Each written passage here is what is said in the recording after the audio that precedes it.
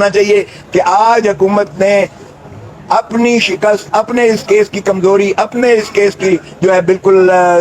ایک جواب نہ دے سکنے کا آج انہوں نے واضح طور پر یہ اعتراض کر کے یہ ثابت کر دیا ہے۔ آج ہماری جو نالش تھی، ملٹری کورٹس سویلینز کو ٹرائی نہیں کر سکتے۔ آج چیف جسٹس صاحب کی سربراہی میں 6 رکنی بینچ نے سماعت شروع کی، اور آج ہمارے سپریم کورٹ بار ایسوسی ایشن کی جانب سے جو پٹیشن تھی، اس کے صدر جناب بیرسٹر عابد زبیری صاحب نے جو ہے آج کا دن بحث کی اور اپنے دلائل اور استدلال بیان کر کے آج انہوں نے مکمل کر لیے۔ ان کا موقف بھی ہماری ہمنوائی میں ہی تھا کہ سویلینز کو فوجی عدالتیں آرمی ایکٹ 1952 کے تحت جو ہے وہ سماعت کرنے کی جو ہے آئینی طور پر ان کی نہیں کر سکتی سماعت ان کے مقدمات کو، اور آرمی ایکٹ کی چونکہ اگر نوعیت اور حیت کو دیکھیں تو وہ بھی آرمی کے اپنے پرسنل کے ڈسپلن اور ان کے معاملات جو ہے وہی سن سکتے ہیں۔ اسی لیے جو پہلے جتنے بھی اس معاملے میں فیصلہ جات ہو چکے ہیں وہ 1975 سے لے کر 1999 شیخ لیاقت حسین کے کیس سے لے کے اور ڈسٹرکٹ بار ایسوسی ایشن راولپنڈی کا کیس 2015 سپریم کورٹ، ان ساروں کا انہوں نے اقتباسات سے جو ہے یہ بات باور کروائی اور انہوں نے ثابت کی کہ سویلینز کو فوجی عدالت کے تحت نہیں سماعت کیا جا سکتا۔ اور انہوں نے اپنی اختتام بھی اسی بارے میں کی کہ آرٹیکل 8 میں یہ قانون جو آرمی ایکٹ کا 2D ہے، یہ بنیادی حقوق سے متصادم ہونے کے ناطہ سے اس کو بھی کالعدم قرار دیا جائے، جو ہماری ایک معروضات میں سے ایک جو گزارش تھی۔ تو انہوں نے اس کی تائید کرتے ہوئے اپنا اختتام اسی بات پر کیا، اور انہوں نے کہا کہ یہ آرٹیکل نہ صرف 4 کے متصادم ہے، آرٹیکل 9 کے، آرٹیکل 10A کے، آرٹیکل 14 کے، آرٹیکل 175 کے، آرٹیکل 202 کے، یہ تمام شکیں جو ہیں آئین کی، یہ آرمی ایکٹ کا ٹرائل جو سیکشن 2D آرمی ایکٹ کے تحت ہے اور آفیشل سیکریسی ایکٹ کو ملا کر جو ہے یہ اس میں سویلینز کو ٹرائی نہیں کیا جا سکتا، اس لیے یہ آئین کے متصادم ہوتے ہوئے ان عوامل کو کالعدم قرار دیا جائے۔ اس کے بعد چیف جسٹس صاحب نے اٹارنی جنرل فار پاکستان کو جو ہے مدعو کی دعوت دی۔ ان کو خطاب کے لیے ظاہر ہے کہ انہوں نے ان تمام چیزوں کے جوابات دینے تھے جو ہم سے شروع ہوا تھا، اور اس کے بعد باقی جو جتنے بھی سائلان تھے، جسٹس جواد خواجہ صاحب کی پٹیشن تھی اس پر بھی جو ہے بحث کی گئی تھی، اور اس کے علاوہ باقی جو پٹیشنز تھیں ان میں بھی جو سیر حاصل بحث ہوئی تھی، تو ان کے جوابات کے لیے تو جوابات تو انہوں نے پہلے شروعات کی، لیکن اس کے بعد ان کا خیال تھا کہ فل کورٹ بٹھائی جائے۔ جو جسٹس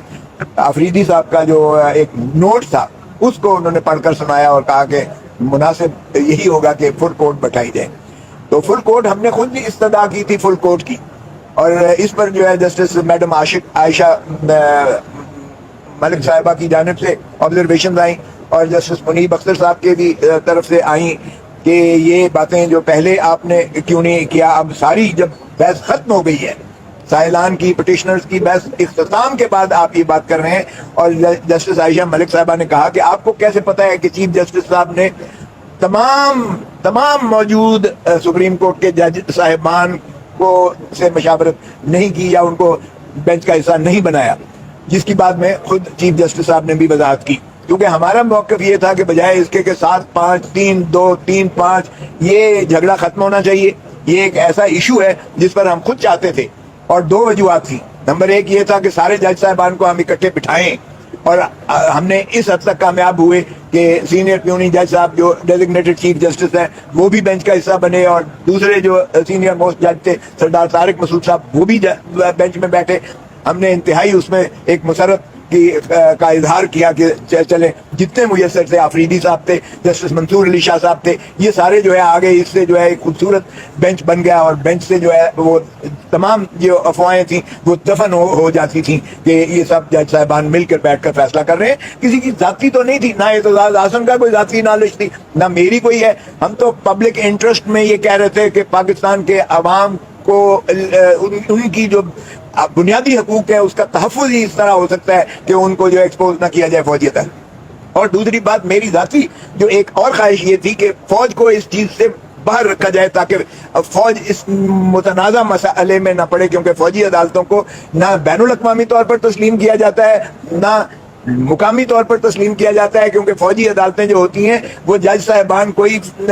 قانون کی تعلیم سے آراستہ نہیں ہوتے ہیں، نمبر ایک۔ نمبر دو، یہ جج صاحبان جو ہیں یہ پاکستان کی جو عدلیہ ہے اس کی سپروائزری یا اپیلٹ جورسڈکشن کے تابع نہیں ہوتے ہیں۔ ان میں جو ہے وکیل اوپن ٹرائل نہیں ہوتا، پبلک نہیں دیکھ سکتی، ان کو کوئی پتہ نہیں ہے کہاں رکھا گیا ہے، کہاں ٹرائل کیا گیا ہے۔ فیصلے نہیں لکھے جاتے ہیں بلکہ صرف ایک لفظ ہوتا ہے گلٹی ناٹ گلٹی، کوئی دلیل نہیں ہوتی ہے اس میں۔ اور اسی طرح سمری ایویڈنس بھی پوری ریکارڈ کرنا نہیں ہوتا ہے، اس کی بھی سمری اور جس صرف لکھتے ہیں، تو یہ نفی ہو جاتی ہے جو ہے آرٹیکل 175 کی، یعنی عدالتی نظام ہی سے متصادم ہے یہ جو آئین میں دیا گیا ہے۔ اور ڈرائیکوٹمی آف پاور ہماری جو ہے کہ عدلیہ کو جس طرح سے ہمارے آئین کی خد و خال کو تقسیم کیا جاتا ہے، یہ پیرلل ایک جوڈیشل سسٹم کے متصادم ہو جاتا ہے، جس کی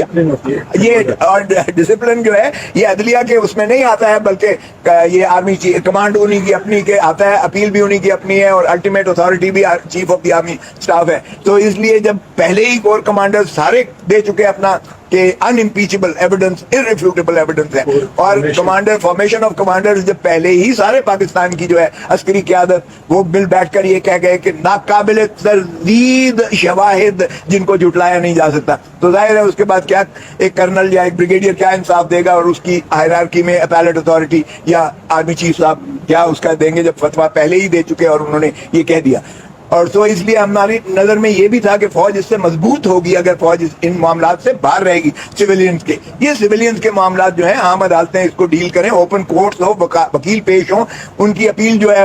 عدالت کے فیصلے کی ہائی کورٹ میں ہو، ہائی کورٹ کے بعد سپریم کورٹ میں ہو۔ یہاں نہ ہائی کورٹ میں اپیل ہوتی ہے فوجی عدالت کے خلاف، نہ سپریم کورٹ میں کوئی اپیل ہوتی ہے، تو اس لیے ہمارا موقف بڑا یہی تھا کہ الٹیمیٹ آرمی چیف کو اس میں ہوتی ہے۔ تو جب یہ باتیں ساری ہوئیں تو انہوں نے کہا کہ جو ہے افریدی صاحب کے نوٹ کی روشنی میں وہ کہنے لگے، تو باہر گیا پھر چیف صاحب نے اس کو سمیٹا، اور سمیٹتے ہوئے انہوں نے پھر ہماری جو ہے موقف کی جو ہے طرف توجہ مبذول کرائی کہ اعتزاز حسن کے پٹیشن میں لطیف کھوسا نے یہ باتیں کہی ہیں، جس میں انہوں نے ایک قسم کا نوٹس پر attorney general was put on notice کہ آپ ان چیزوں کا جواب دیں گے اور آپ ان کا جو ہے کریں۔ اور دوسرا انہوں نے واضح کیا کہ جو جج صاحبان میسر تھے ان ساروں کو بینچ میں بٹھایا گیا، اگر باوجود دو جج صاحبان پہلے دن جو ہے وہ انہوں نے اپنے آپ کو منقطع کر لیا اس بینچ سے، اور تیسرے جج صاحب کا جو اس لیے ان پر اعتراض کیا گیا وفاق کی جانب سے کہ یہ جواد خواجہ صاحب کے رشتہ دار ہیں، اس لیے یہ بینچ میں نہ بیٹھے، حالانکہ 2 دن پہلے انہوں نے خود جو ہے عدالت اوپن میں کہا کہ دیکھیے یہ جواد خواجہ صاحب کا یہ کوئی ذاتی پٹیشن نہیں ہے، ان کی ذاتی کوئی پراپرٹی یا کوئی منفعت کے لیے نہیں ہے، انہوں نے مفاد عامہ کی ایک پٹیشن کی ہے، اور میری رشتہ داری اگر کسی کو اعتراض ہے تو آج اعتراض کرے۔ تو اس وقت اٹارنی جنرل نے اور تمام سرکاری وکلاء کی ٹیم نے سبھی نے کہا کہ نہیں، ہمیں کوئی اعتراض نہیں ہے، جسٹس منصور علی شاہ صاحب بینچ کا حصہ رہیں۔ اور ہماری بھی خواہش یہی تھی، کیونکہ وہ بہترین جج ہیں، ویسے تو سبھی بہترین جج ہیں سپریم کورٹ کے جتنے جج صاحبان ہیں، لیکن جتنی زیادہ ہوتی ہے اتنا ہی اس کی جو ہے ظاہر ہے کہ اثر بھی زیادہ ہوتا ہے اور اچھا ہوتا ہے۔ بغیر باہر کے وہ ایک باغیرت جج سے انہوں نے جو ہے سمجھا کہ اگر مجھ پہ اعتراض ہو گیا ہے تو انہوں نے خود ہی اپنے آپ کو ریکیوز کیا، بینچ سے چلے گئے۔